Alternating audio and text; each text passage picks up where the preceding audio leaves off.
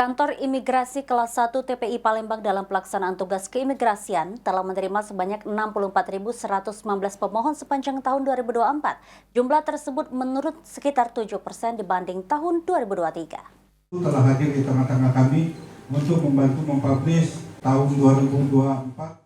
Sebagai bentuk pertanggungjawaban terhadap layanan keimigrasian, Kantor Imigrasi Kelas 1 TPI Palembang dalam pelaksanaan tugas keimigrasian telah menerima sebanyak 64.119 permohonan pembuatan paspor sepanjang tahun 2024, periode Januari hingga Desember.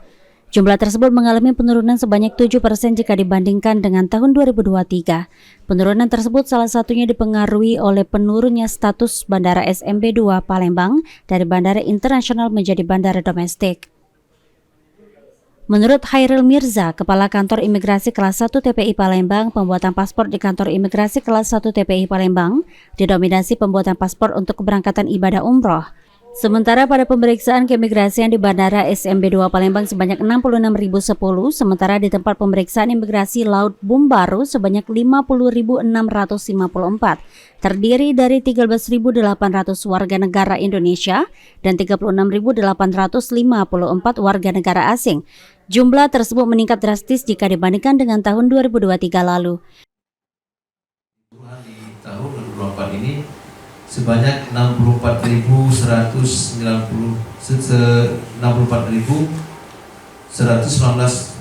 pemohon, dan juga rata di sini umroh, ibadah umroh, dan juga kebetulan kita ada charter flight khusus ibadah umroh. Demikian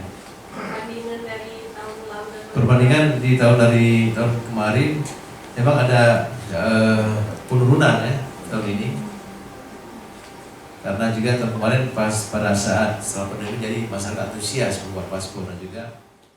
Dengan dilakukan pemeriksaan keimigrasian, Kantor Imigrasi Kelas 1 TPI Palembang melakukan tindakan administratif keimigrasian kepada 5 warga negara asing akibat penyalahgunaan izin tinggal yang tidak sesuai dengan tujuan.